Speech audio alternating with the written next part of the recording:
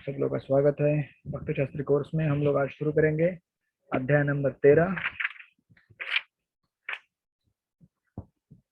आपके 3 सेक्शन के सीरीज का ये लास्ट का सेक्शन है। 13वें अध्याय का टाइटल है प्रकृति, पुरुष तथा चेतना। इंग्लिश में इसका नाम है नेचर, एंजॉयर एंड कॉन्शियसनेस। तो इसमें टोटल 35 श्लोक हैं इस अध्याय में, और इस अध्याय का पिछले अध्याय के साथ कुछ कनेक्शन नहीं है। जब अध्याय नंबर 12 समाप्त हुआ तो उसके साथ ही भगवद गीता का जो प्रमुख विषय था भक्ति योग, उसका भगवान ने विवेचन पूरा कर दिया था।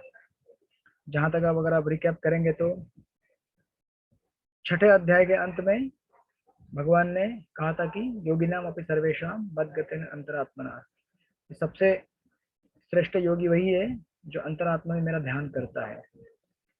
फिर उस ध्यान करने की विधि को सामान्य लोगों के लिए, मतलब सामान्य आदमी किस तरह से ध्यान कर सकता है, सब लोग तो अष्टांग योगी नहीं बन सकते। तो इसलिए भगवान ने 7 से 12 अध्याय के बीच में भक्ति योग का विधि बताया जो सबके लिए सुलभ है, आसान है भगवान को ध्यान करना, जो 7वें अध्याय से चालू होता है। 7वें अध्याय में भगवान ने 4 प्रकार के भक्तों का वर्णन किया है, और फिर 8वें अध्याय में भक्ति योग और दूसरे जो मार्ग है अष्टांग योग, उनका तुलना किया है कि जो व्यक्ति भक्ति योग में है उसे अपने अंतिम समय में भगवान को हम स्मरण कर पाएंगे या नहीं कर पाएंगे उससे चिंता करने की जरूरत नहीं है, या फिर एक पर्टिकुलर देश काल परिस्थिति को देखने की जरूरत नहीं कि यहीं पे शरीर छोड़ना पड़ेगा तो ही मुझे सदगति प्राप्त होगी। इसके लिए केवल कृष्ण के ऊपर निर्भर रहना है, ये बतलाया गया है 8वें अध्याय में। फिर 9वें अध्याय में भक्ति की गुह्यतम बातें हैं जो हमने लास्ट टाइम देखते आ रहे हैं।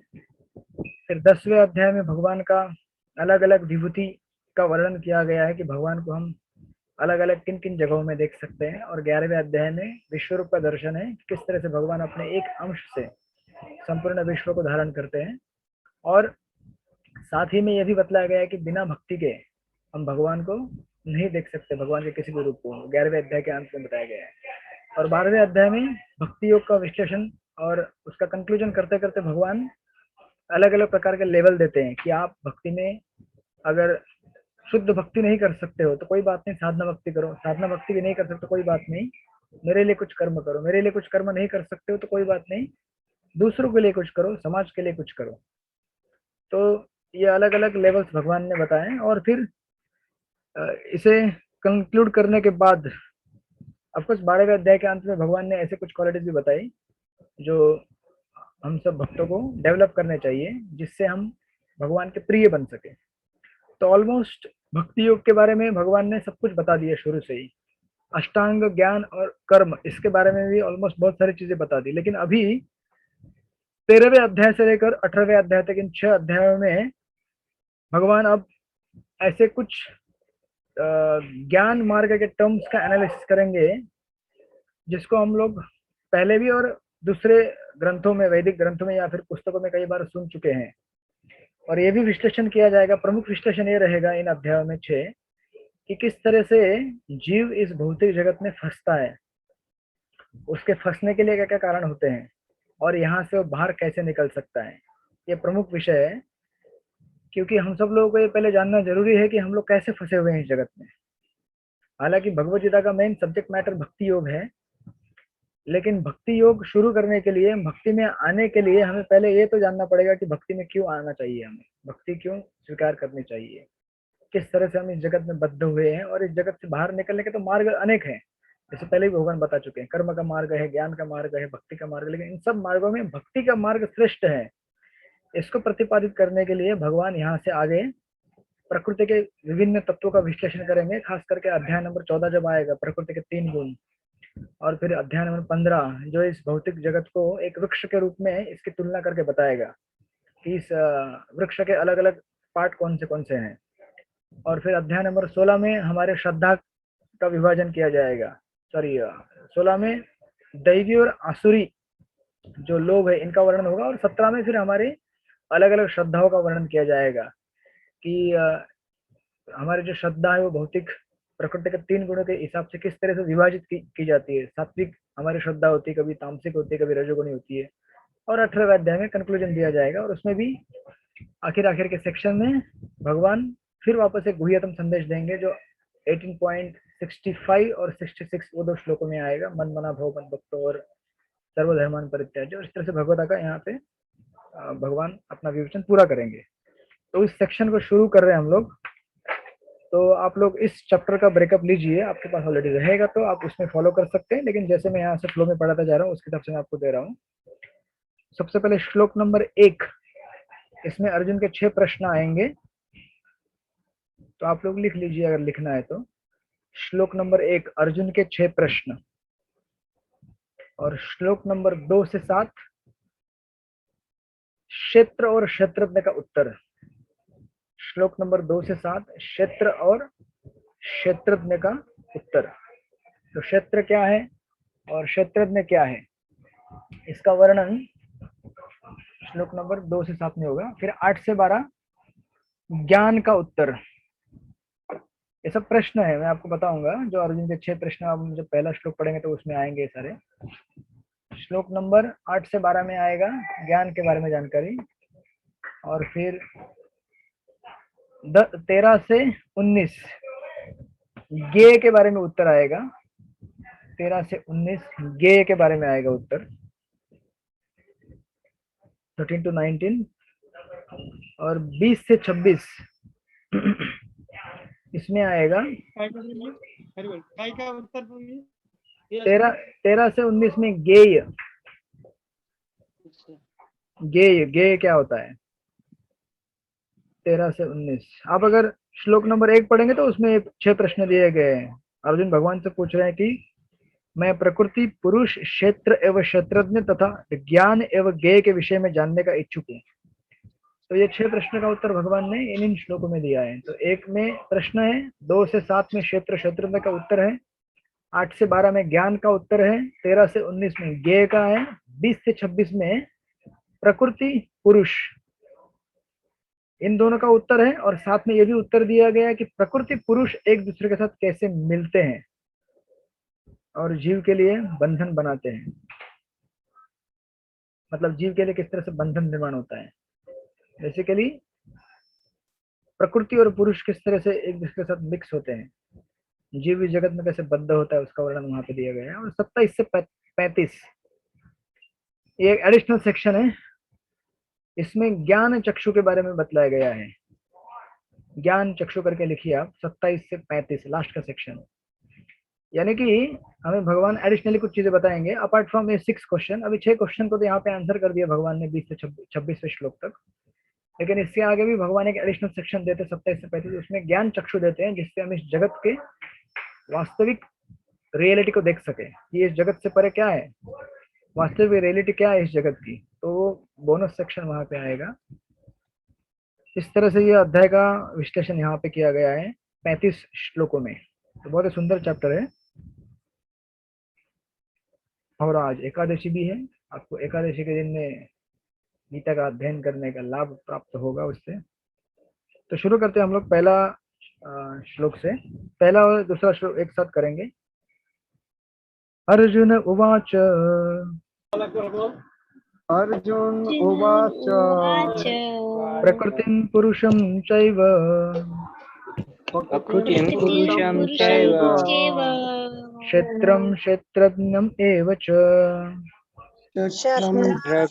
क्षेत्रमेव च एतद्वेदितुम् इच्छामि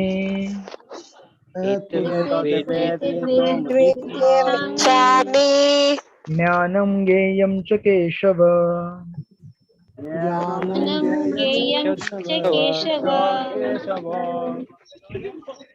अनुवाद पढ़िए, कुलदीप प्रभु जी अनुवाद पढ़िए पहले श्लोक का।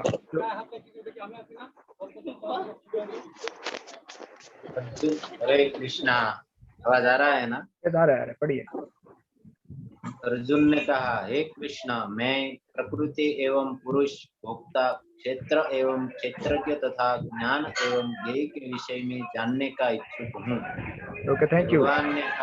दूसरा श्लोक रिसाइड करते हैं, फिर पढ़िएगा, फिर दूसरा श्लोक। तो ये 6 प्रश्न अर्जुन ने पूछे हैं, 6 एलिमेंट्स के बारे में जानना चाहता है, फिर भगवान उसका उत्तर देते हैं। श्री भगवान उवाच श्री भगवान उवाच इदं शरीरं कौन्तेय इदं शरीरं कौन्तेय क्षेत्रमिति अभिधीयते क्षेत्रम् इति इति अभिधीयते। अभिधीयते।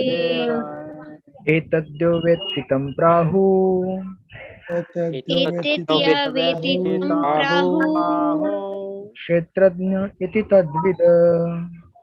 क्षेत्रज्ञ इति तद्विद। ओके, अनिता माता जी पढ़िए इसका अनुवाद सेकंड श्लोक का। यस प्रभु, हरे कृष्ण प्रभु। श्री कृष्ण श्री भगवान ने कहा, हे कुंती पुत्र, यह शरीर क्षेत्र कहलाता है और इस क्षेत्र को जानने वाला क्षेत्रज्ञ है। Hare Krishna. Okay, thank you so much. तो अभी ये 6 एलिमेंट में से धीरे धीरे एक एक करके जाइए। सबसे पहले जो दिया हुआ है, अर्जुन बोल रहे कि मैं प्रकृति एवं पुरुष। तो प्रकृति है, ये भौतिक जगत, ठीक है। आप सब लोगों को अंडरस्टैंडिंग दे रहा है एक एक करके। प्रकृति यानी कि प्रकृति, भौतिक जगत। पुरुष यानी कि भोक्ता। अब पुरुष 2 प्रकार के रहेंगे, जैसे हम पहले ही कई बार पढ़ चुके हैं। एक तो होता है जीवात्मा, वो एक प्रकार का भोक्ता है। भोक्ता नहीं है एक्चुअली, लेकिन भोक्ता कहलाता है क्योंकि भोगने की कोशिश कर रहा है, बट वो भी पुरुष है।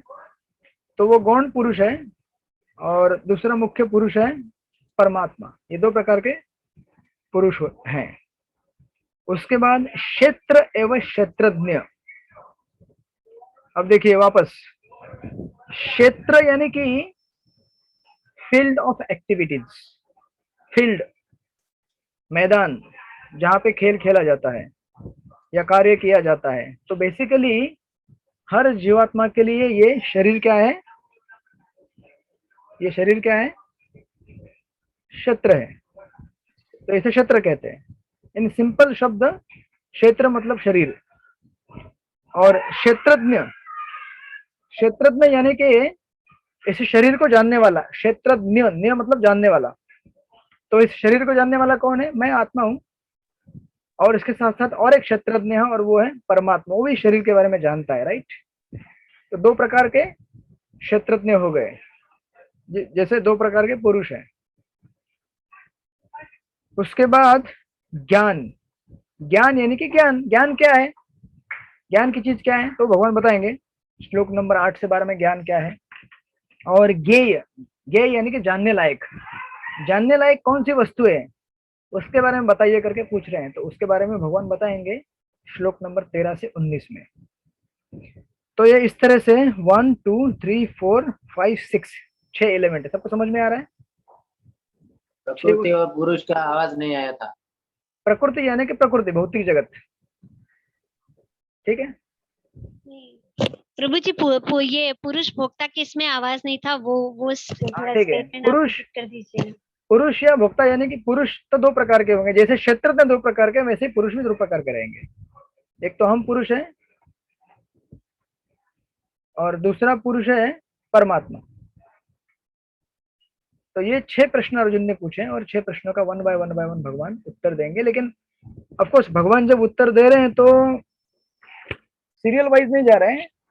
जो जो पहले इंपॉर्टेंट लग रहा है उसको पहले बता रहे हैं। ओके। और इस पर्पट में जब आप जाएंगे यहाँ पे, तो प्रॉपर इसको और क्लैरिफाई कर रहे हैं आगे जाके। और एक चीज, अगर आप कभी गीता प्रेस का गीता पढ़ेंगे तो आपको श्लोक नंबर 1 नहीं मिलेगा, कि उनके अनुसार ये श्लोक नहीं है। तो ऐसा क्यों? क्योंकि जस्ट टू क्लैरिफाई मैं दे रहा हूँ, ऐसा कोई इंपॉर्टेंट पॉइंट नहीं है इतना, और उसको ज्यादा आप कंसिडर भी मत कीजिए। हमारी परंपरा ने इस श्लोक को यहाँ पे इंक्लूड किया हुआ है, श्लोक नंबर 1। और दूसरे कई एडिशंस में श्लोक नंबर 1 नहीं आता है फॉर वेरियस रीजंस।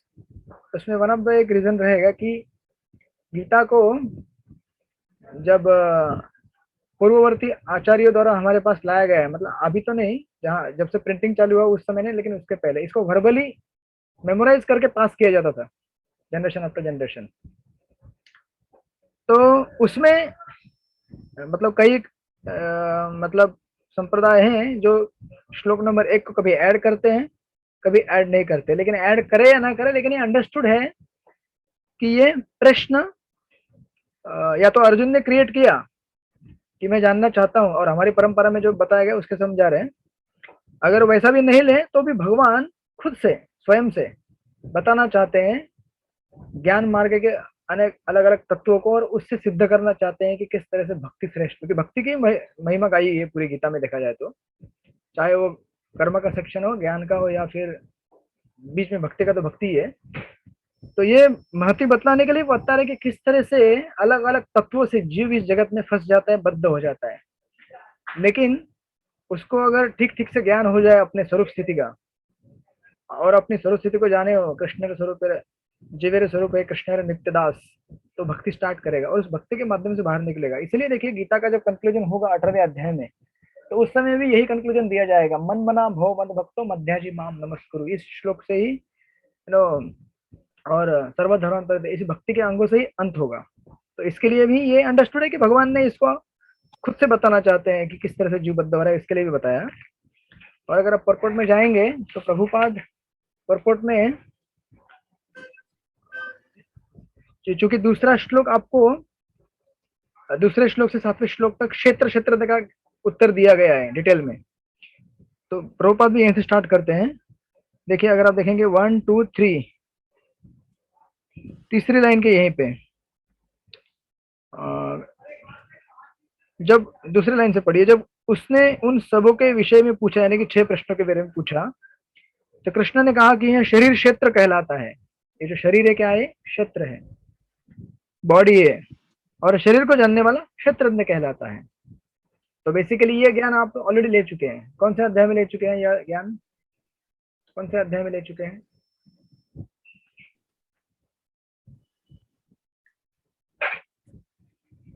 कौन से अध्याय में ले चुके हैं?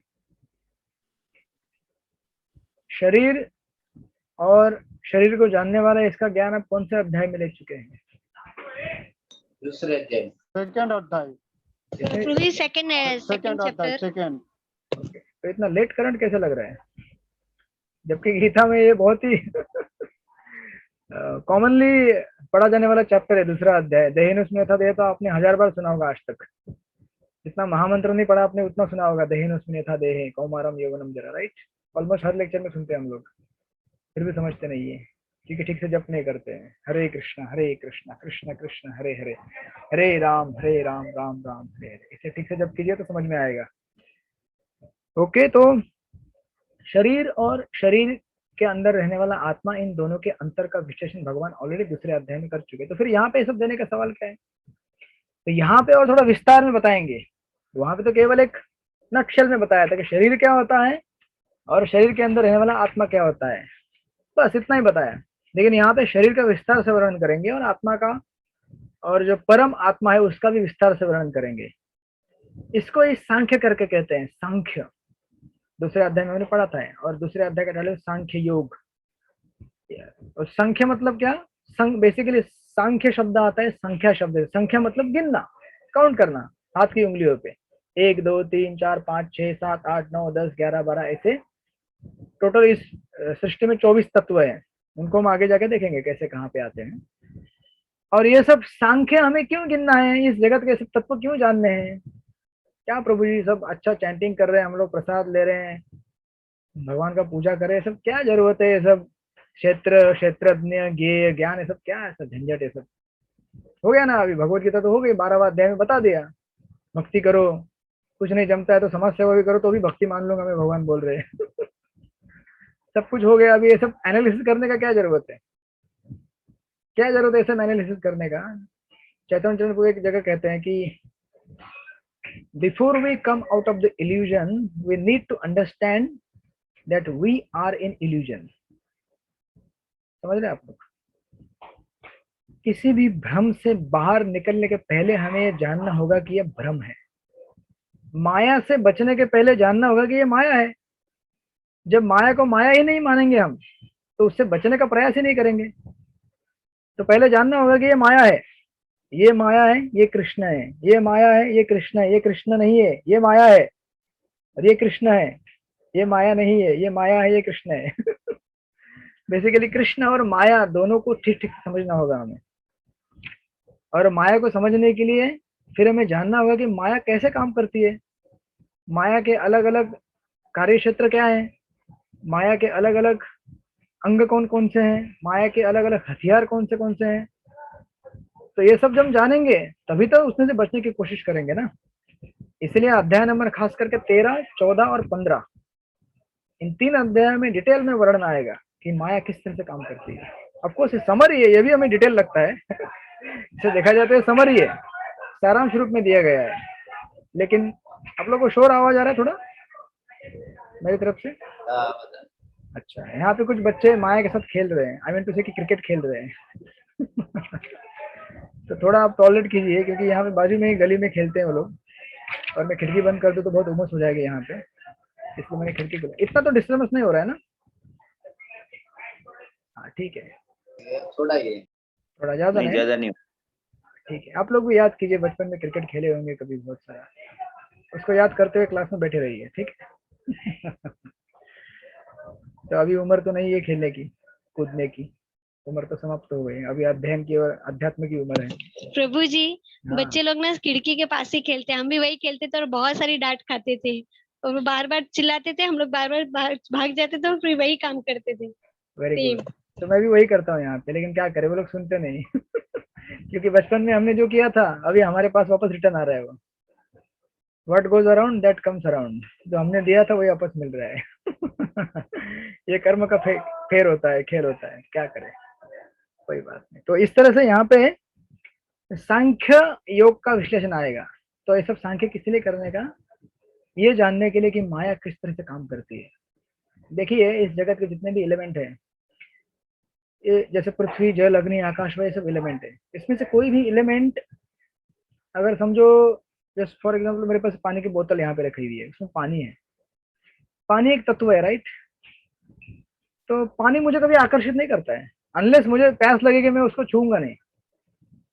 या फिर यहाँ पे फैन चले, हवा बह रही है, मतलब कुछ हवा ऑलरेडी है, फैन से हवा नहीं आ रही है। लेकिन जो हवा है उसको फैन घुमा रही है, तो मुझे एक्सपीरियंस आ रहा है हवा का। तो मेरे सामने ये सारे एलिमेंट मौजूद हैं, पृथ्वी, जल, अग्नि, आकाश, वायु, लेकिन ये एलिमेंट अपने से मेरे को कभी अट्रैक्ट नहीं करते हैं। लेकिन यही एलिमेंट से बना हुआ जब हमारा शरीर हो जाएगा ना, ये बॉडी या फिर कोई पदार्थ, कोई अट्रैक्टिव चीज, जैसे अगर यहाँ पे मेरे सामने एक गमला रखा हुआ है फूलों का, ऑफकोर्स प्लास्टिक के फूल है, लेकिन सुंदर दिख रहा है, तो वो फूल मुझे आकर्षित करते हैं, अच्छा लगता है देख के, वाह सुकून लगता है, थोड़ा सा हरा, मतलब थोड़ा सा फूल।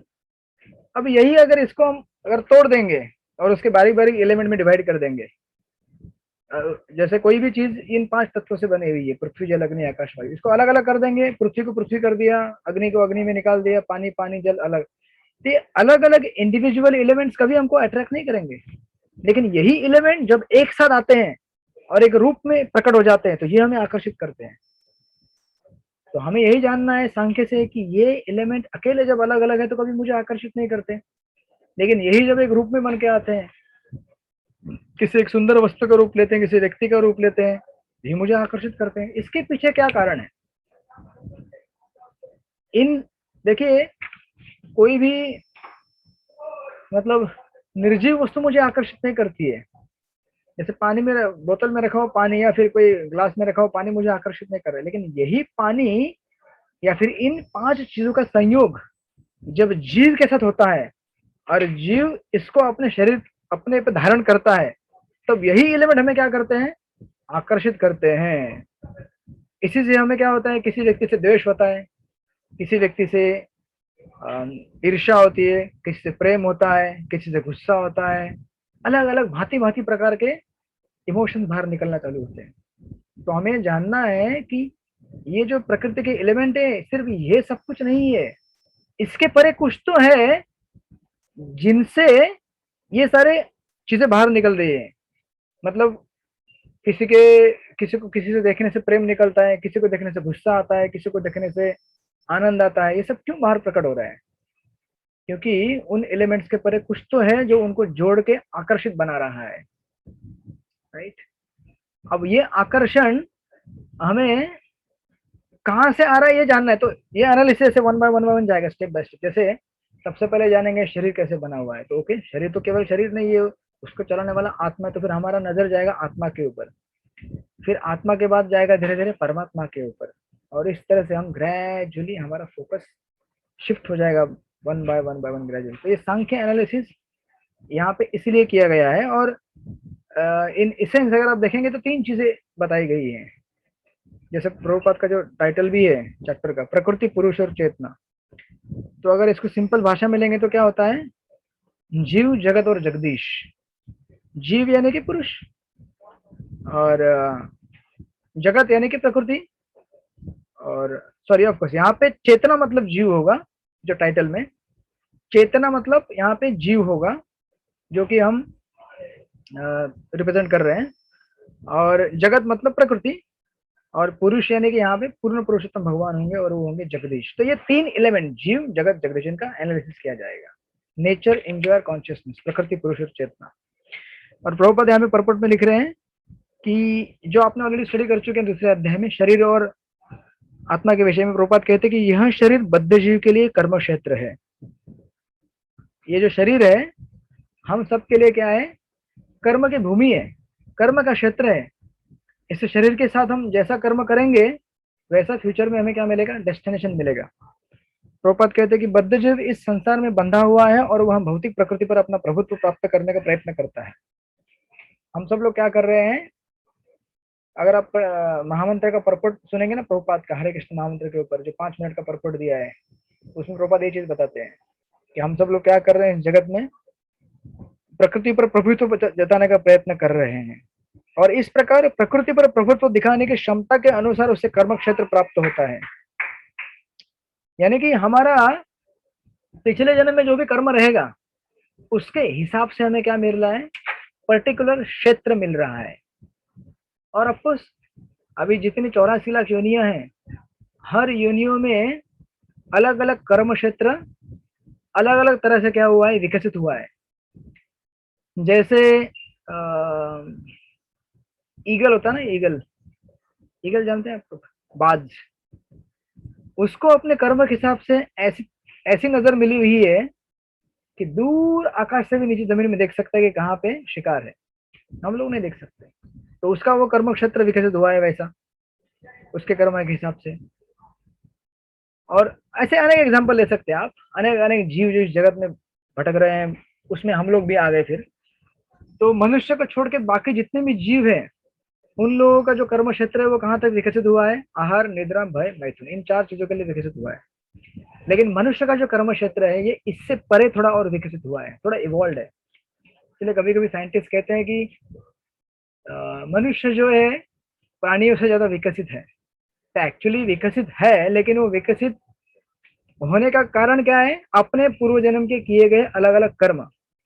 जैसे हमने कर्म किए रहेंगे उसके हिसाब से किसी को पशु का योनि मिल गया, किसी को इंसान का मिल गया, या फिर इंसान के अंदर भी फिर ग्रेडेशन है, ब्राह्मण, क्षत्रिय, शूद्र, वैश्य, वो अलग अलग प्रकार की योनियां मिली है वहां पे।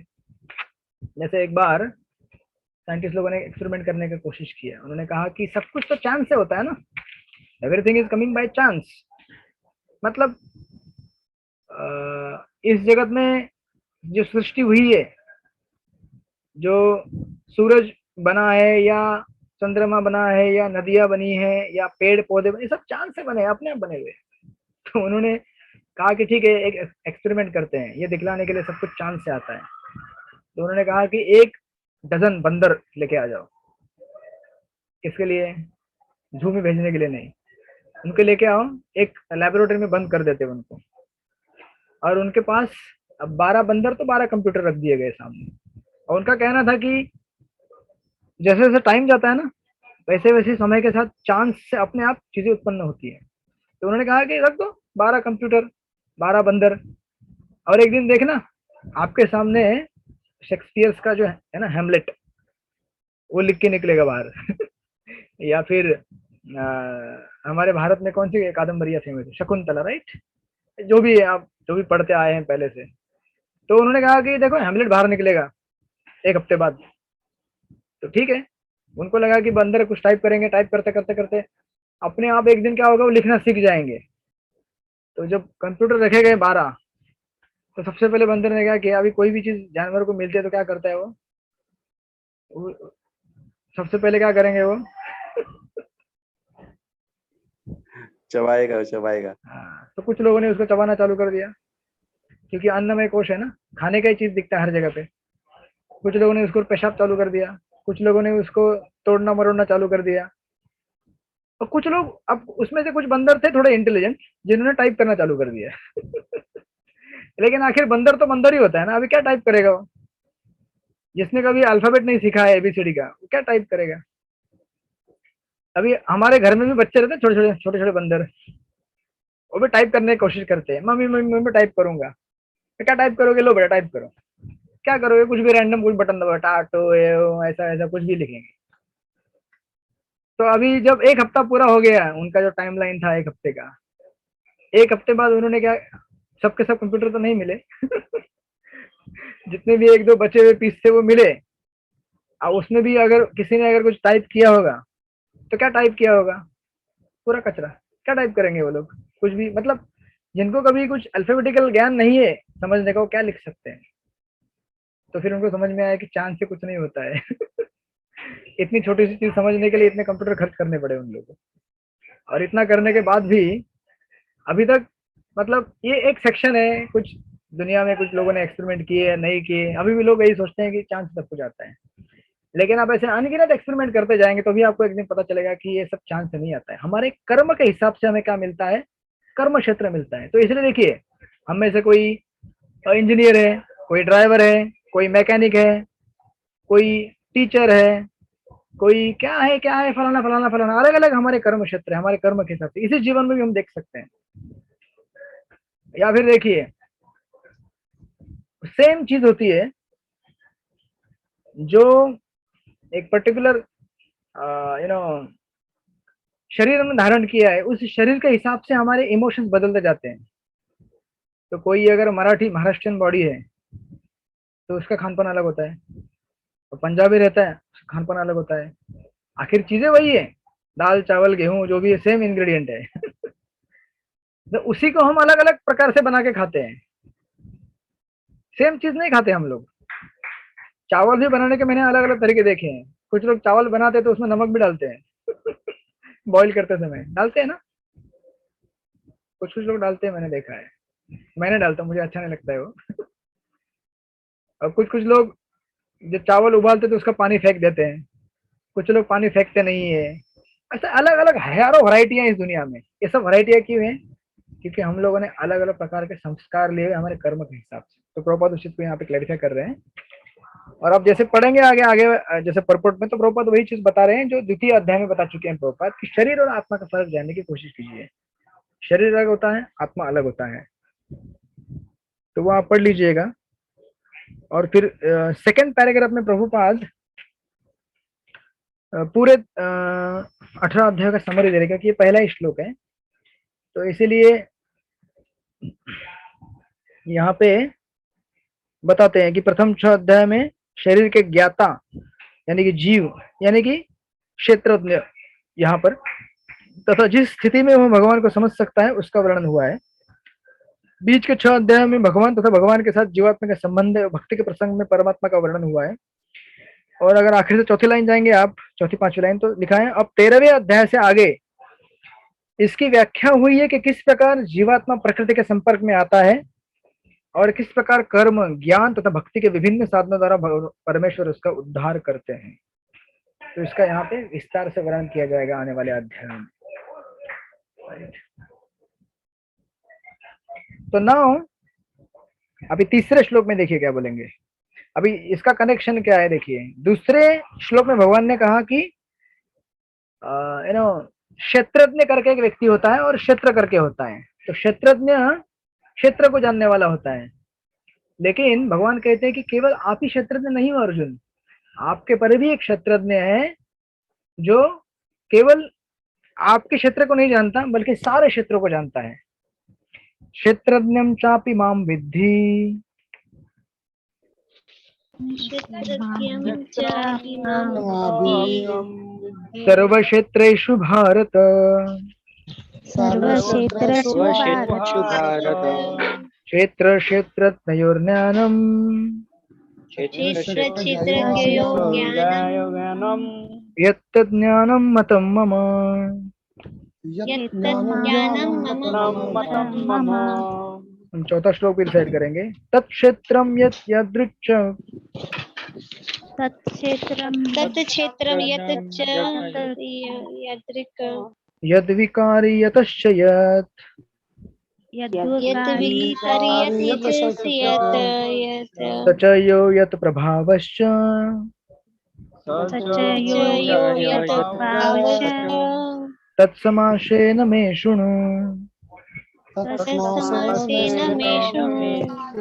ओके, वंदना आहूजा माता जी, तीसरे नंबर का अनुवाद पढ़िए।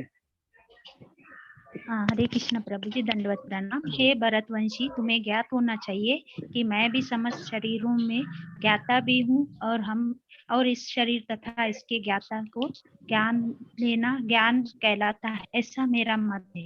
हरे कृष्ण। ओके, तो भगवान ने कहा कि केवल आप क्षेत्रज्ञ नहीं है, इसके अलावा और एक क्षेत्रज्ञ है और वो है मैं हूँ। ठीक है। और प्रभुपाद ऑफकोर्स प्रभुपाद परपोर्ट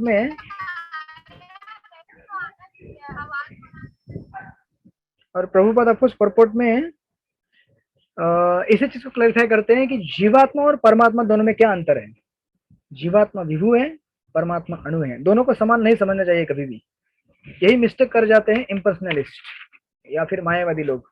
वो जीव और जीवात्मा और भगवान दोनों को समान मानते हैं।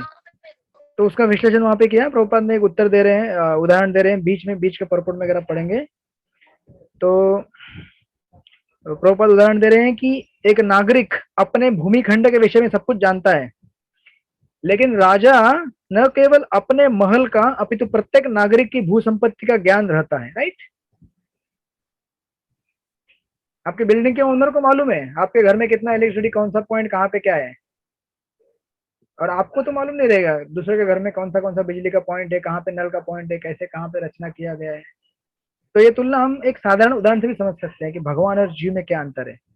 तो प्रभुपाद उसी को यहाँ पे एस्टेब्लिश कर रहे हैं। और आगे जाके और एक उदाहरण देते हैं कि अगर आप जाएंगे पेज नंबर 460, प्रभुपाद कहते हैं कि जो कर्म क्षेत्र तथा कर्म के ज्ञाता को नहीं समझता उससे पूर्ण ज्ञान नहीं होता। मनुष्य को प्रकृति, पुरुष तथा ईश्वर, वह ज्ञाता जो प्रकृति और व्यष्टि आत्मा का नियामक है, की स्थिति समझनी होगी।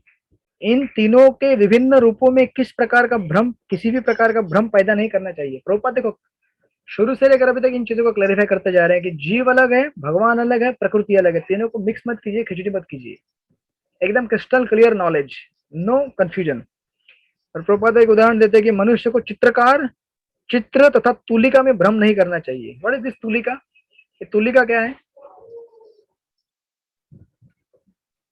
तुलिका क्या है? आई थिंक टेबल है क्या प्रभु जी? ब्रश ओके, चित्र खींचता है, ड्राइंग करता है उसको। Okay, thank you so much. तो ये तीन चीजें अलग अलग होती है, राइट? या टेबल भी मान लीजिए, यानी कि पेंटिंग करने के लिए इस्तेमाल की जाने वाली वस्तु है। तो पेंटिंग करने वाला आदमी अलग है, पेंटिंग अलग है, और पेंटिंग का सामान अलग है। अगर आप तीनों को सेम मानेंगे तो मूर्ख है ना। तो वही चीज भगवान यहाँ पे कर रहे हैं कि जीव अलग होता है, जीवात्मा अलग होता है, भगवान अलग है, प्रकृति अलग है। तो उसका वर्णन यहाँ पे किया गया है। अब चौथे श्लोक का अनुवाद पढ़िए गायत्री माता जी। हरे कृष्ण प्रभु जी, दंडवत प्रणाम। यस माता जी। कृष्ण पाद डिवाइन ग्रेस भक्ति वेदांत स्वामी श्री प्रभुपाद की जय। अब तुम मुझसे यह सब संक्षेप में सुनो कि कर्म क्षेत्र क्या है, यह किस प्रकार बना है, इसमें क्या परिवर्तन होता है, यह कहाँ से उत्पन्न होता है, इस कर्म क्षेत्र को जानने वाला कौन है और उसकी क्या प्रभाव है। ओके, तो बेसिकली यहाँ पे समरी दे रहे हैं आगे क्या आने वाला है, जो मैंने शुरू से एकदम बिगिनिंग में कहा कि ये प्रकृति क्या है, इसमें क्या परिवर्तन होते हैं, इसमें परिवर्तन कहाँ से आते हैं, जीव किस तरह से इसमें बद्ध हो जाता है, ये कर्म क्षेत्र कैसा होता है, हमारे ऊपर क्या प्रभाव डालता है। उसका विस्तार से वर्णन आगे जाके आएगा। प्रभुपाद भी परपट में उसी चीज को लिख रहे हैं, कह रहे हैं कि भगवान कर्म क्षेत्र तथा कर्म क्षेत्र के ज्ञाता क्षेत्रज्ञ की स्वाभाविक स्थितियों का वर्णन कर रहे हैं। मनुष्य को यह जानना होता है कि यह शरीर किस प्रकार बना हुआ है, यह शरीर किन पदार्थों से बना है, यह किसके नियंत्रण में कार्यशील है, इसमें किस प्रकार परिवर्तन होते हैं, यह परिवर्तन कहाँ से आते हैं, वे कारण कौन से हैं, आत्मा का चरम लक्ष्य क्या है तथा आत्मा का वास्तविक स्वरूप क्या है। इन सब चीजों का वर्णन आगे आने वाले श्लोकों में आएगा। तो इन समरी अगर आप लिखना चाहते तो लिख लीजिए। यहाँ पे मैंने जस्ट एक आगे आने वाले उसको एक 5 इसमें लिखा है। अगर आप जाएंगे श्लोक नंबर 6 में तो वर्णन आएगा ये शरीर किस चीज से बना हुआ है। श्लोक नंबर 6 में आएगा ये शरीर किस चीज से बना हुआ है।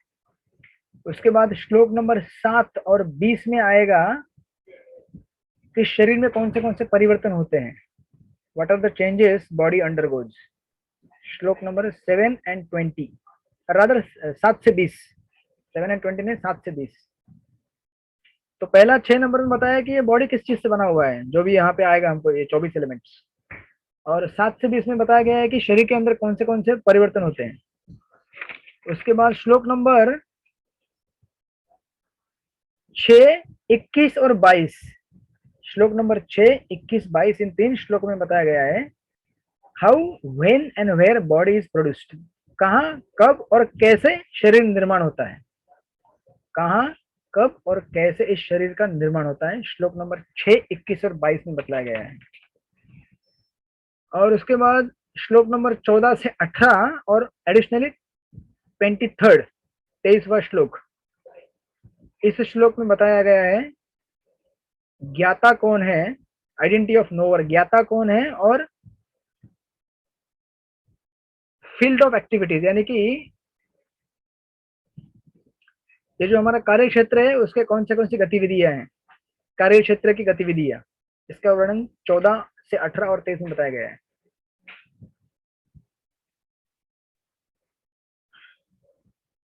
तो ऐसे मैंने आप लोग ऑलरेडी समरी दे चुका हूँ ब्रेकअप, लेकिन ये ब्रेकअप के अंदर छोटा सा ऐसे पॉइंट है अलग अलग जहाँ पे ऐसे विश्लेषण वर्णन आएगा। तो अभी भगवान लास्ट का 14, 18 में क्या बताऊँ हाँ, आपको? ओके, बस नहीं बस इतना ही जाना। 14, 18 एंड 23 नो। Yes, 14 to 23। अब भगवान 5वां मतलब इसका विश्लेषण चालू करने के पहले क्या कर रहे हैं, 5वें श्लोक में बता रहे हैं कि ये केवल मैं नहीं बता रहा हूँ, मेरे से पहले ऐसे कई ऋषि मुनि होके गए हैं और ऐसे कई ग्रंथ होके गए, वो इसका उल्लेख करते हैं। भगवान कहते हैं ऋषिभिर बहुधा गीतम, ऋषिभिर बहुधा गीतम, छंदोभि विविधे पृथक्, विविधे पृथक्, ब्रह्मसूत्र पदैश्चैव, ब्रह्मसूत्रे पदैश्चैव, हेतुमद्भिर्विनिश्चिते। हेतुमद्भिर्विनिश्चिते। सरस्वती अर्चना माता जी, आपकी आवाज आ रही थी पीछे से, पढ़िए इसका अनुवाद 5 नंबर का।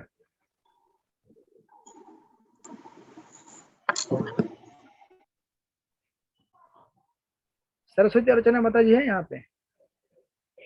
माता जी आवाज तो आई थी अभी नहीं? अच्छा, मैं क्षेत्र के विकार को ठीक से समझ नहीं पाया। तरला स्वरूप माता जी आप पढ़िए।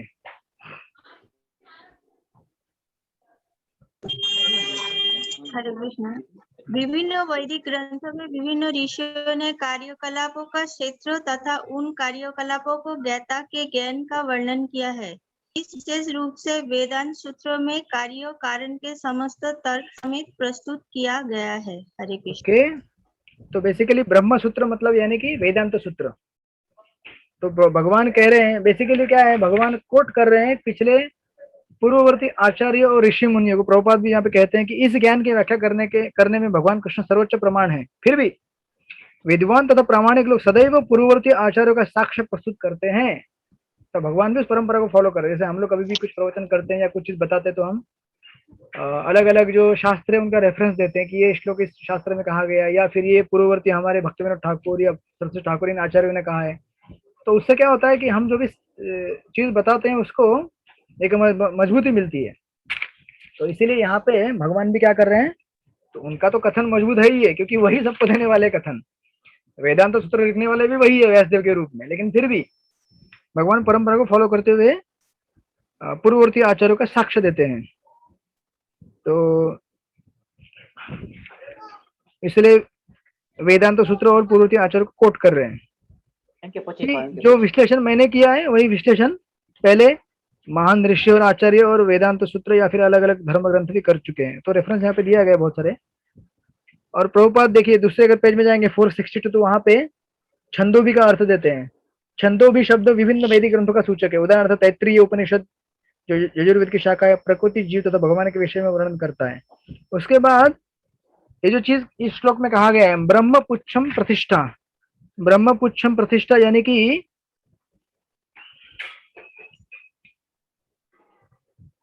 कांच फूट गए लगता है बाजू में, अभी बंद हो जाएगा थोड़े समय के लिए, क्रिकेट आवाज आई।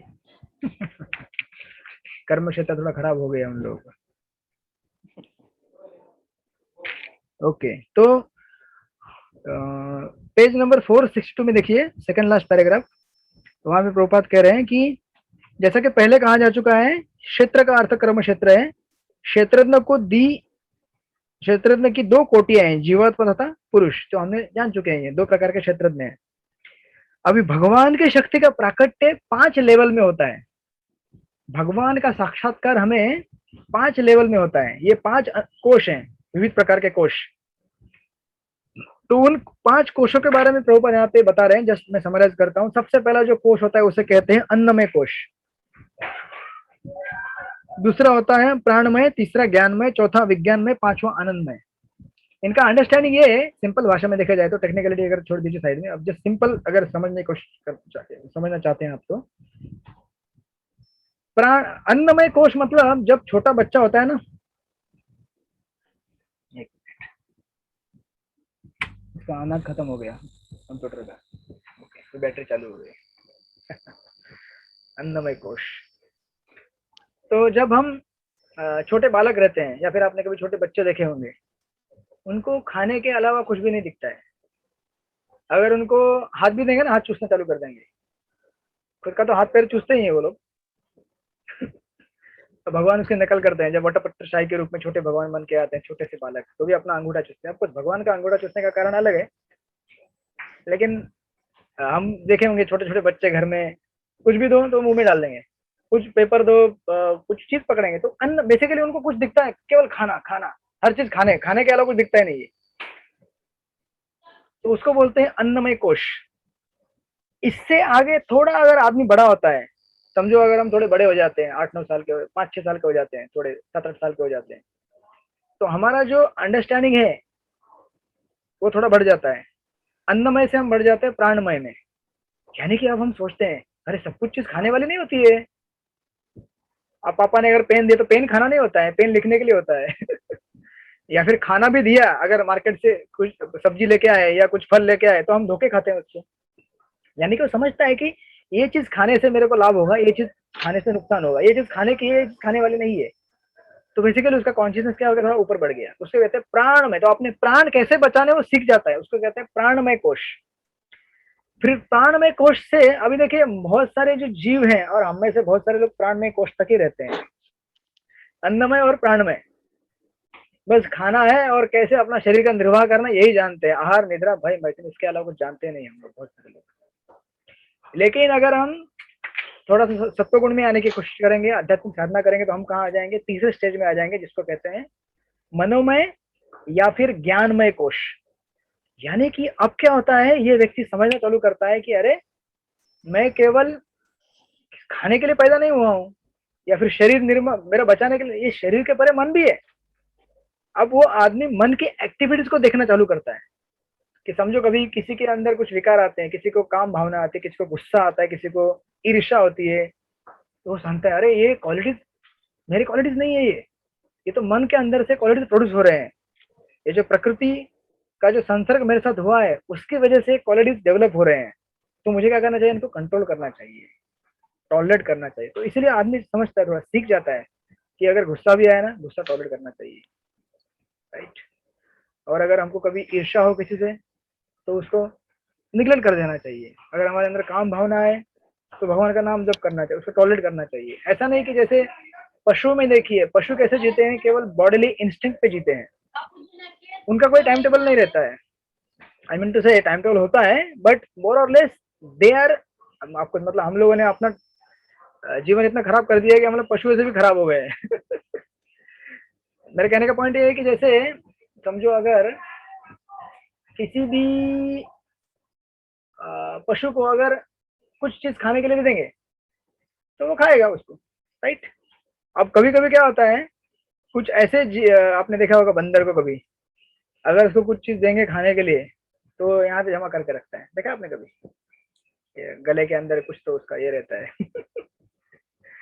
या फिर भागवत के 4 स्कंद में एक उदाहरण आता है इसका, चूहे का उदाहरण देते हैं, मैं श्लोक भूल गया।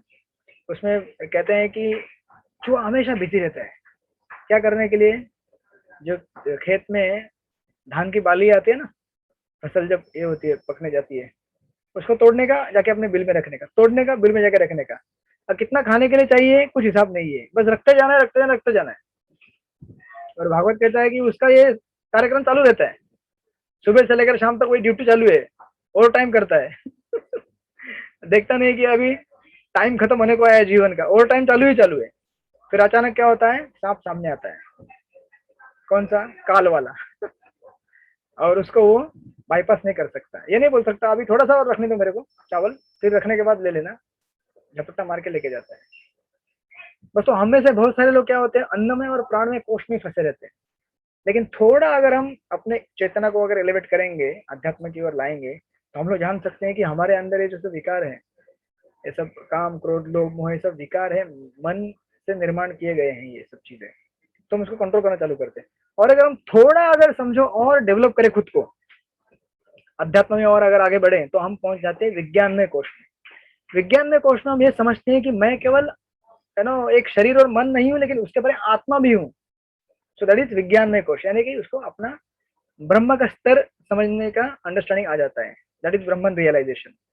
और अगर वो उसको भी और अच्छी तरह डेवलप करे, जानने की कोशिश करे कि मैं अगर आत्मा हूं और ब्रह्म मेरी स्थिति है, और ब्रह्म के आगे कुछ है क्या, और अगर जिज्ञासा करे और प्रैक्टिस करे, तो वो जान पाएगा कि इसके आगे भगवान भी है, पर ब्रह्म। तो फिर वो पहुंच जाएगा आनंदमय स्टेज में, जो कि हमारा फाइनल अल्टीमेट एम है लाइफ का, कि आनंदमय स्टेज में पहुंच जाना, जहां पे जीव भगवान के साथ क्या करेगा, फिर सेवा का संबंध बनाएगा, अपने वास्तविक स्वरूप को जागृत करेगा।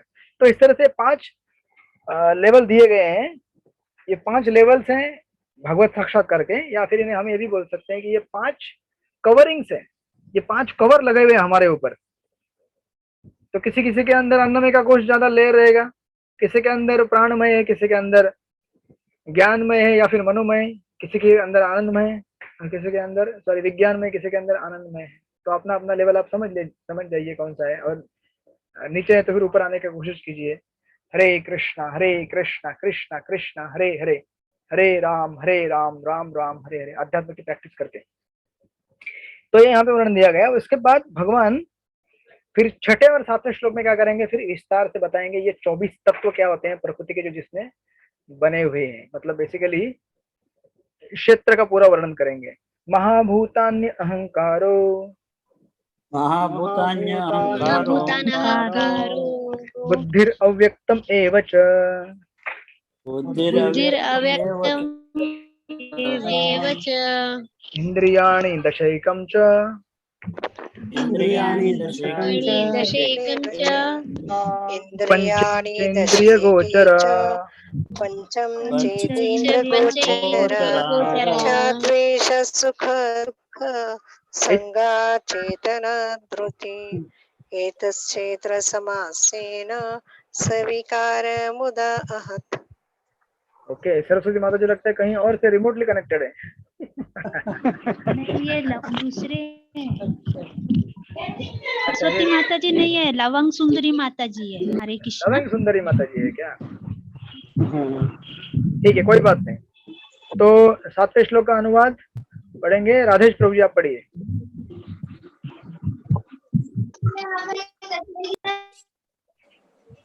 हरे कृष्णा। यस प्रभु जी पढ़िए। पंच महाभूत, अहंकार, बुद्धि, अव्यक्त 3 गुणों की अप्रकट अवस्था, 10 इंद्रिया तथा मन, 5 इंद्रिय विषय, इच्छा, द्वेष, सुख, दुख, संघात, जीवन के लक्ष्य तथा धैर्य, इन सबको संक्षेप में कर्म का क्षेत्र तथा उनकी अंतक्रिया विकार कहा जाता है। ओके, तो यहाँ पे 2 पार्ट में इस श्लोक का अनुवाद आएगा। जो छठा श्लोक है उसमें 24 तत्व का वर्णन किया गया है, और 7वें श्लोक में बताया गया है कि किस तरह से इस क्षेत्र से, इन 24 तत्व से ये अलग अलग विकार बाहर प्रकट होते हैं। कौन से? इच्छा, द्वेष, सुखम, दुखम, ये सब बाहर निकलते हैं। तो ऑफकोर्स अभी 24 तत्वों का वर्णन प्रभुपाद ने पहले पैराग्राफ में कर दिया है, जो आप लोग पहले कई भी बार सुन सके, लेकिन जस्ट टू समराइज यहाँ पे प्रभुपाद कहते हैं कि पहले 5 पंच महाभूत है, पृथ्वी, जल, अग्नि, आकाश, ये 5 हो गए, राइट? ये 5 महाभूत। फिर बोलते हैं कि अहंकार, बुद्धि तथा 3 गुणों की अव्यक्त अवस्था आती है, उसे प्रधान कहते हैं। अगर आप भागवत का 2nd कैंटो पढ़ेंगे क्रिएशन, तो उसमें दिखेगा आपको। तो 5 और 3 कितने हो गए? गिनते जाइए अभी उंगलियों में, इसको संख्या बोलते हैं, 8 हो गए, राइट? अहंकार, बुद्धि तथा 3 गुण। उसके बाद 5 ज्ञानेन्द्रिया, यानी कि नेत्र, कान, नाक, जीभ, त्वचा, जिससे हम ज्ञान प्राप्त करते हैं, बराबर है? ज्ञानेन्द्रिय बोलते हैं इनको। तो 8 5 13 हो गए। उसके बाद फिर 5 कर्मेंद्रिय, जिससे हम कर्म करते हैं, यानी कि वाणी, पांव, हाथ, गुदा तथा लिंग, इनसे कर्म होते हैं। 13 और 5 कितने हो गए? 18 हो गए, राइट? बराबर। और उसके बाद इन इंद्रिय के ऊपर मन होता है, इसको पकड़ के कितने हो गए? 19 हो गए, जो भीतर रहने के कारण अनंत इंद्रिय कहा जा सकता है। तो ऑफकोर्स वो इस प्रकार मन समेत कुल 11 इंद्रिय होती है, वो प्रभुपाद भगवान उसको जोड़ के बोल रहे हैं, कर्मेंद्रिय, ज्ञानेन्द्रिय को। लेकिन हमारे लिए यहाँ पे कितने हो गए? 24 हो गए। अब बच गए 5। तो 5 कौन से हैं? फिर इन इंद्रियों के 5 विषय हैं, यानी कि जो 5 ज्ञानेन्द्रिय है उनके 5 विषय वस्तु हैं। कौन से हैं? गंध, गंध किसके लिए आता है? नाक के लिए आता है। स्वाद जिह्वा के लिए आता है। रूप आंख के लिए आता है। स्पर्श त्वचा के लिए आता है। ध्वनि कान के लिए आता है। ऐसे मिला के कितने हो गए? 24 तत्व। और अगर हम ठीक ठीक से पढ़ेंगे तो 25वां होता है आत्मा, 26वां होता है परमात्मा। इस तरह से टोटल 26 एलिमेंट आते हैं। लेकिन यहाँ पे आपको भगवान प्रकृति का विस्तार से वर्णन कर रहे हैं, इसलिए 24 तत्व को गिनते हैं। तो ये हो गए 24 तत्व। अब इसके बाद लास्ट का पैराग्राफ देखिए, प्रभुपाद कहते हैं कि शरीर इन समस्त तत्वों की अभिव्यक्ति है। यानी कि जिसको भी जानना होगा शरीर किस चीज से बना हुआ है, तो इन चीजों से बना हुआ है। किससे बना हुआ है? ये 24 तत्वों से बना हुआ है। अब इसके बाद शरीर में 6 प्रकार के परिवर्तन होते हैं। उत्पन्न होता है, बढ़ता है, टिकता है, संतान उत्पन्न करता है, बाद में क्षीण हो जाता है, राइट? सॉरी, मैंने आपको उसके पहले ये बताना भूल गया कि हाँ, वो पहले पैराग्राफ में जहाँ पे प्रभुपाद ने लिखा है ना, इस तरह इन 24 तत्वों का समूह कार्यक्षेत्र कहलाता है। यदि कोई इन 24 विषयों का विश्लेषण करे तो उसे कार्यक्षेत्र समझ में आएगा। उसके बाद देखिए लिखा है प्रभुपाद ने, फिर इच्छा, द्वेष, सुख तथा दुख नामक अंतःक्रियाएं हैं, जो स्थूल देह के 5 महाभूतों की अभिव्यक्तियां हैं। थोड़ा समझने में कठिन लग रहा है आप लोगों को? चेतना तथा धैर्य द्वारा प्रदर्शित जीव के लक्षण सूक्ष्म शरीर अर्थात मन, अहंकार तथा बुद्धि के प्राकट्य हैं। ये सूक्ष्म तत्व भी कर्म क्षेत्र में सम्मिलित रहते हैं। तो सिंपल भाषा में समझने की कोशिश कीजिए। 24 तत्व तो है आपके पास, 24 एलिमेंट, 10 और 4। फिर ये आत्मा 25 और परमात्मा 26। इसके अलावा अभी इंटरेस्टिंग चीज यहाँ पे देखिए, बहुत ही इंटरेस्टिंग ऑब्जर्वेशन है। कहते हैं हरे कि कृष्ण प्रभु जी। हाँ, जो 3 अप्रकट अवस्था बताए ने, वो जरा बताए ना। 3 अप्रकट अवस्था प्रकृति के 3 गुणों की, जब प्रकृति के ऊपर भगवान, अब ये द्वितीय स्कंद में जाएंगे भागवत में तो आपको मिलेगा। प्रकृति का जब सुप्तावस्था में रहती है प्रकृति ना, जब सब कुछ प्रलय में डूब जाता है और सारे जीव भगवान कारणमोक्षय विष्णु के शरीर में जाके बैठ जाते हैं वहां पे, और सृष्टि पोस्टपोन हो जाती है, सो जाती है। प्रलय होने के बाद जब नई सृष्टि का निर्माण करना होता है, उस समय भगवान महाविष्णु, कारणदक्षय विष्णु, अपना क्या बोलते हैं उसको हिंदी में, ग्लैंस, उसको क्या बोलते हैं, अक्ष, क्या बोलते हैं उसको, देखते हैं, प्रकृति के ऊपर नजर डालते हैं, उस नजर से क्या होता है, प्रकृति के अंदर जो प्रकृति के 3 गुण हैं, सत्व रजस तमस, वो पहले क्या होते हैं, सुप्तावस्था में होते हैं, वो विचलित होना चालू हो जाते हैं, और फिर उससे आगे जाके फर्दर क्रिएशन चालू हो जाता है। मतलब उन 3 तत्वों से फिर आगे मतलब उसमें से तामसिक अहंकार प्रोमिनेंटली हो जाता है। उस तामसिक अहंकार में से आप देखेंगे, अगर भागवत का, अगर वो आपने चार्ट देखा होगा, भागवत, अगर आपको ज्यादा डिटेल में पढ़ना, भागवत सुबुध नहीं आता है भक्ति वेदांत विद्यापीठ का, उसमें चार्ट दिए गए, उसमें आपको दिखेगा फिर ये सब जो हमने अभी यहाँ पे स्टडी किया, 5 कर्मेंद्रिया, ज्ञानेंद्रिया, मन, बुद्धि, अहंकार, सब सारी चीजें वहां से मैनिफेस्ट होना चालू हो जाती है। तो उस स्टेज को जब प्रकृति के 3 गुण सुप्तावस्था में रहते हैं, उसको यहाँ पे वो वर्णन किया गया है। समझ गए आप माता जी? In short. हरि बोल। हरे कृष्णा प्रभु जी। हाँ, यस, तो उसको बोलते हैं प्रकृति की सुप्तावस्था। तो ऑफकोर्स मैं ये बता रहा था आप लोगों की, ये 7वें श्लोक में जो चीजें बताई गई है, इच्छा, द्वेष, सुखम, दुखम, ये सब चीजें प्रकृति का विकार कहा गया है। देखिए, ट्रांसफॉर्मेशन ऑफ मैटर, अब ये तो हम समझ सकते हैं कि ये जो, ठीक से समझने की कोशिश कीजिए, ये अगर पॉइंट आप मिस कर गए तो आगे समझ में नहीं आएगा आपको।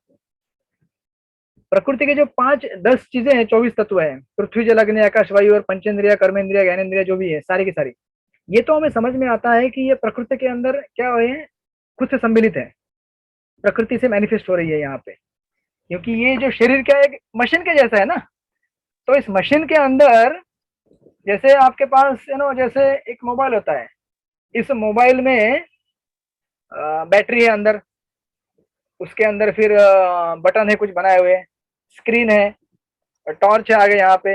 अब जब मैं कोई बटन दबाऊंगा तो लाइट चालू हो जाती, चालू हो गई, फिर मैं पर्टिकुलर चीज टाइप करूंगा तो टाइप हो जाएगा। ये सब इसका मैकेनिज्म पहले से बना हुआ है, निर्जीव वस्तु फिर भी चलती है वो, क्योंकि उसके अंदर कुछ एनर्जी डाल दी है हम लोगों ने। तो वैसे बॉडी जो है, इसके अंदर सब चीजें बनी हुई है। तो वो क्षेत्र के मतलब क्षेत्र यानी कि शरीर के ज्यूरिडिक्शन में आएंगे, लेकिन जो भावनाएं हैं जैसे इच्छा, द्वेष, सुखम, दुखम, ये फिर क्षेत्र का विकार कैसे हो गया? क्योंकि ये तो एक जीव ही निर्माण कर सकता है ना, निर्जीव वस्तु तो उसे निर्माण नहीं कर सकती। फिर इसको भगवान क्षेत्र का पार्ट क्यों बता रहे हैं? आप लोगों को क्वेश्चन समझ में आया है क्या? आप लोगों को क्वेश्चन समझ में आया मेरा? भगवान जब क्षेत्र का वर्णन कर रहे हैं तो फिर इच्छा, द्वेष, सुखम, दुखम, ये सब चीजों को क्षेत्र में क्यों बता रहे हैं? हालांकि ये चीजें तो जीव निर्माण करता है, शरीर निर्माण नहीं करता है। Are you getting me? ऐसा क्यों? ये अपने आप से प्रकट हो जाता है। अपने आप में कैसे प्रकट होता है? शरीर से प्रभु जी, शरीर से संबंधित है। जो भी हो, आत्मा के बगैर ये चीजें प्रकट नहीं हो सकती है क्या? यस माता जी, बोलिए Gayatri Mata ji. Yes, it is subtle body, Prabhu ji. Subtle body, लेकिन फिर भी सटल तो मैटर है ना, इट्स इनर्ट। इसलिए देखिए, जो भानुसुता माता जी ने, प्रभु जी एक मिनट होल्ड ऑन, इसीलिए जो भानुसुता माता जी ने प्रश्न पूछा था कि प्रकृति के जो 3 एलिमेंट है वो क्या सुप्तावस्था में होते हैं, वो जागृत कब होते हैं? जब भगवान दृष्टिपात करते हैं उसके ऊपर। तो मतलब ये वहां से जो निर्माण होने वाला मन है, अहंकार है, ये सब पहले उधर ऑलरेडी है। जब भगवान दृष्टिपात करते हैं और जीव का संयोग उससे कराते हैं, तभी ये चीजें बाहर दिखती है उभर कर, उसके बगैर तो दिखेंगे नहीं ना।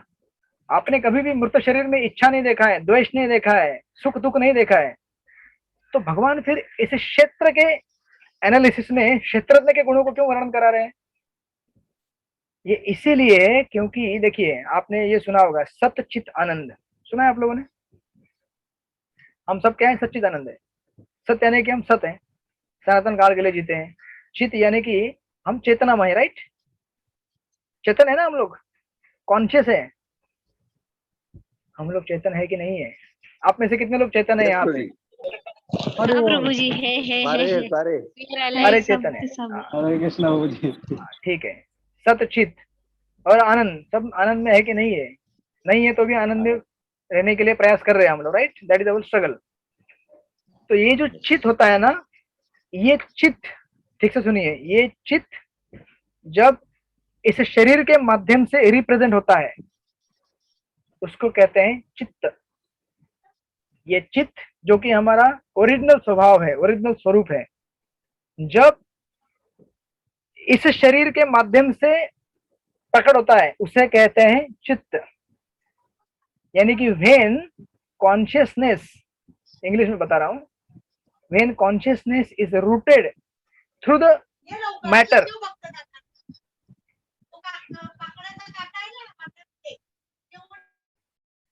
आप लोग सच में जैसे संडे का जैसा कर रहे हैं, संडे का जैसे छुट्टी रहता है ना गांव घर में, कुछ लोग गली में क्रिकेट खेल रहे हैं, कुछ लोग गिल्ली डंडा खेल रहे हैं।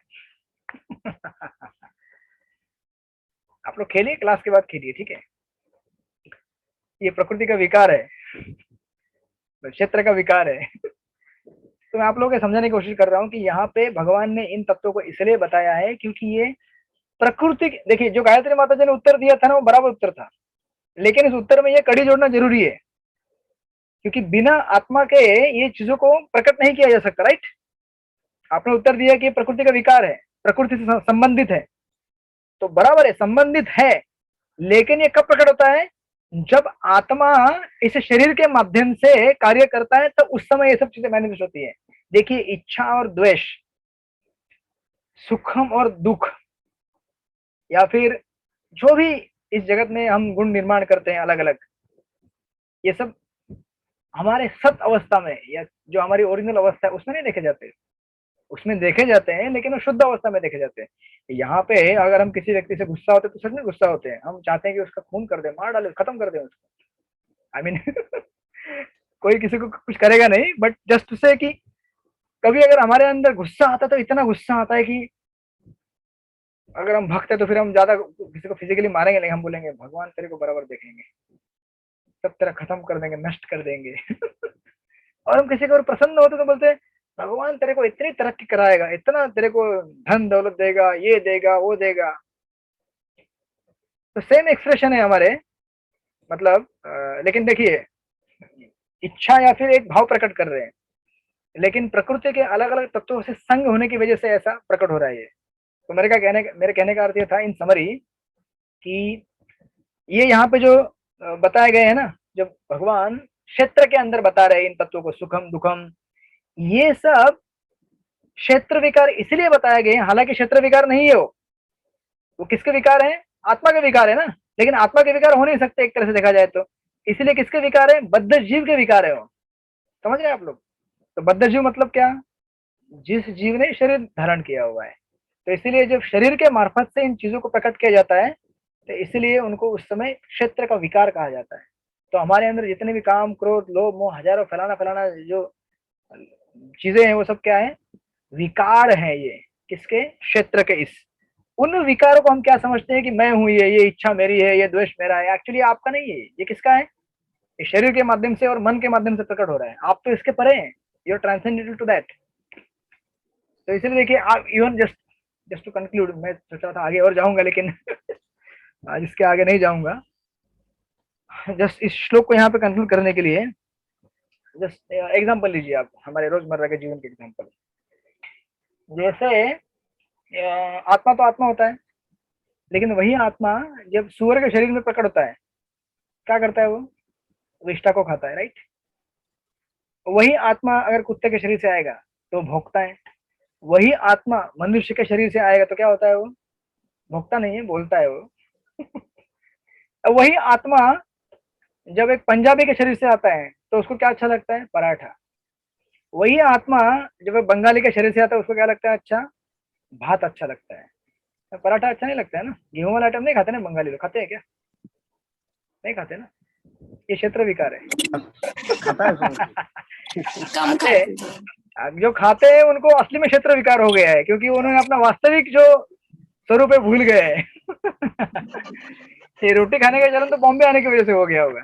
But just to give an example कि व्यक्ति वही है आत्मा, लेकिन अलग अलग शरीरों से प्रकट होने के बाद वो अलग अलग विकार दिखाता है। सेम आत्मा अगर महाराष्ट्रियन बॉडी से आएगा तो उसको भाकरी पसंद है, सेम पंजाबी बॉडी से पराठा पसंद है, सेम साउथ इंडियन बॉडी से आएगा तो उसे इडली सांभर पसंद है वही चीजें, लेकिन अपने अपने विकार के स्वभाव की वजह से वो अलग अलग चीजों को पसंद करता है। आप लोगों को समझ में आया? इसीलिए भगवान इसको क्षेत्र के अंदर बता रहे हैं। ये आत्मा के लक्षण नहीं है, ये किसके लक्षण है? शरीर के लक्षण है। और वो शरीर के लक्षण इसलिए प्रकट हो रहे हैं क्योंकि आत्मा का उसके साथ संयोग हो गया है, इसलिए क्षेत्र विकार कहा गया है। हरे कृष्णा प्रभु जी। यस प्रभु जी, बोलिए। प्रभु जी एक प्रश्न और भी है, बोलिए। इसमें ये जो 24 तत्व है खाली ये इंसानों के लिए है कि बाकी जो जीव हैं उनके लिए भी है? जैसे पक्षी है, पेड़ पौधे हैं, जानवर हैं। क्यों भाई, बाकी लोगों के पास क्या सूंघने की शक्ति नहीं होती है? बाकी लोगों के पास क्या स्पर्श की शक्ति नहीं होती है क्या? हाँ, देखिए ये जो 4 चीजें, आहार, निद्रा, भय, मैथुन, ये कॉमन है कि नहीं हमारे और पशुओं के बीच में? कॉमन है।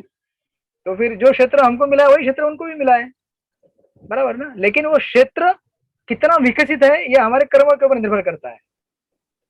सबको बिल्डिंग सेम दिया है। देखिए आपके घर का बिल्डिंग, मेरा बिल्डिंग, सबका बिल्डिंग किससे बना हुआ है? सीमेंट, ईंट, पत्थर, सब उसी से बना हुआ है।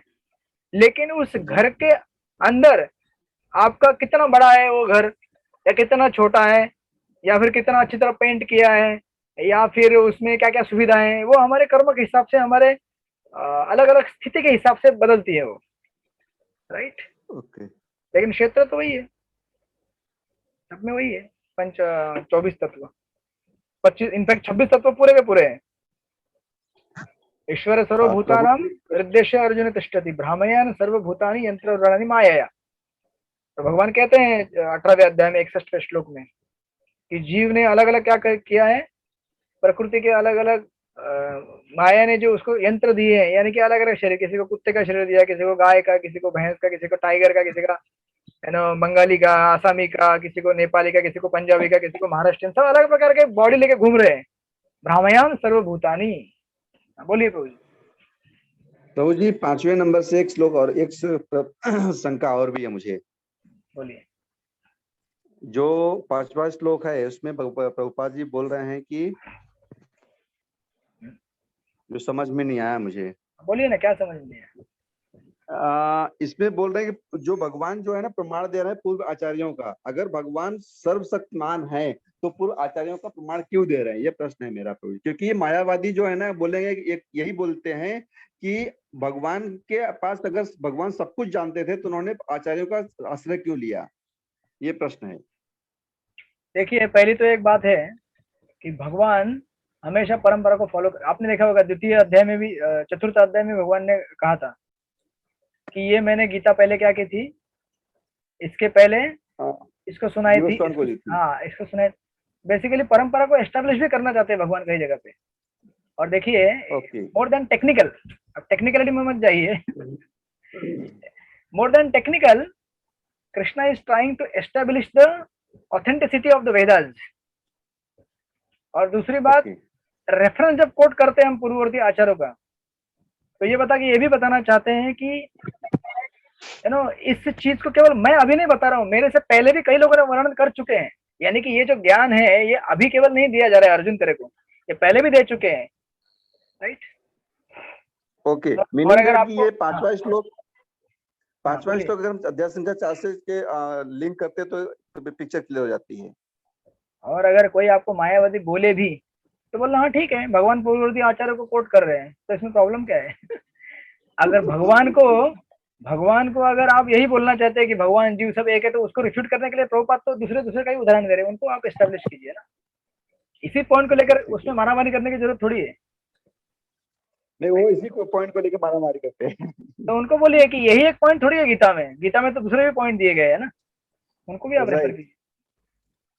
और देखिए भगवान एक चीज भी कई बार हमने गीता में देखा है, भगवान जब खुद को एड्रेस करते हैं ना, तो पहले आपने कई अध्याय में देखा होगा, इवन 18वें अध्याय में भगवान खुद को ये नहीं बोलेंगे कि मैं भगवान हूँ मुझे शरण आओ। ऐसे कई गिने चुने श्लोक है जहाँ भगवान खुद बोलते हैं कि मुझे शरण आओ। भगवान कई बार बोलते हैं कि उस परमात्मा को शरण आओ।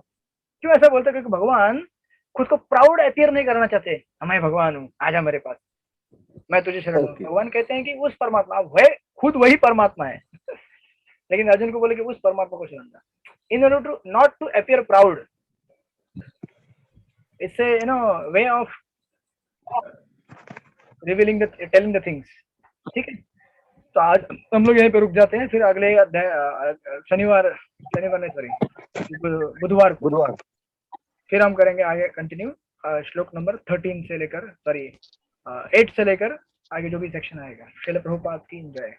श्रीमद् भगवद गीता की जय। जय। वैष्णव नमो